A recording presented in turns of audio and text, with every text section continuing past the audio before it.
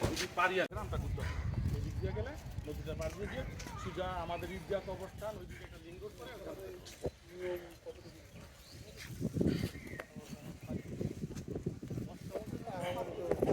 বেশি মাটি নাই ওই জন্য তো মাটি কম মাটি অনেক কম এই রাস্তা করলে অনেক মাটি লাগবে এবং মাটি রাস্তাটা যদি ভালোভাবে ঠিক করে না তুলতে পারে এই মাটিটা আবার জায়গাতে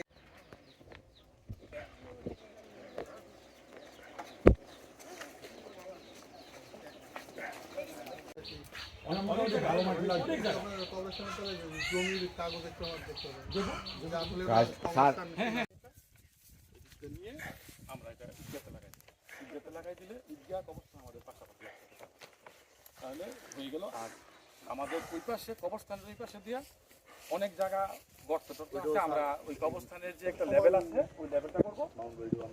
আর ওই স্কুলের ওই কর্নার থেকে ওই দিক থেকে মানুষ ঢোকার জন্য একটা লিঙ্ক রোড আছে, ওইটা ভেঙে থেকে একেবারে বাজে অবস্থা। হ্যাঁ পশ্চিম পাশে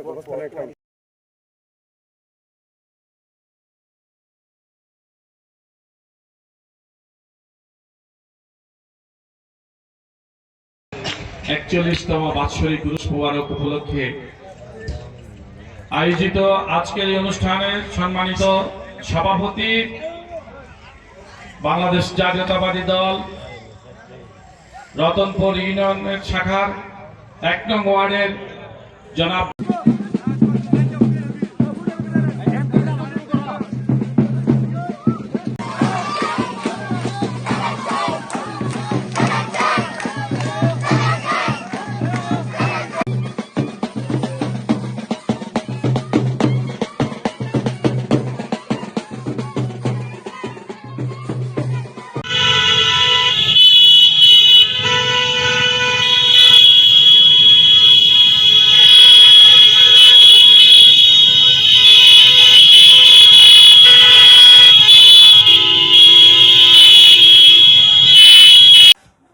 স্বপ্ন নিয়ে কাজ করছেন, সেই স্বপ্নকে বাস্তবায়ন করতে গেলে আমাদেরকে অবশ্যই ধানের শীষ মার্কায় ভোট দেওয়া উচিত।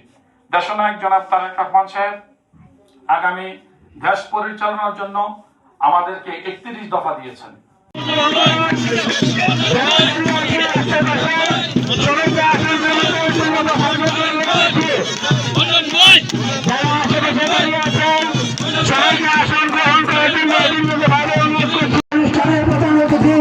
আমাদের মাঝে যে উপস্থিত হয়েছেন আপনারা যারা বিষয়টি বিবেচনা করছেন তাদের সকলকে রাহমাতুল্লাহি ওয়া বারাকাতুহু।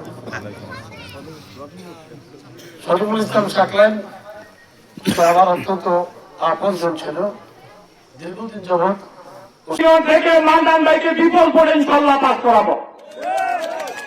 আপনারা কেউ কারো হুমকি দামকি এগুলাতে ভয় পাবেন না। আমরা আশা করি বাংলাদেশে একটি সুন্দর সুস্থ স্বাধীনভাবে নির্বাচন হবে 12 তারিখে।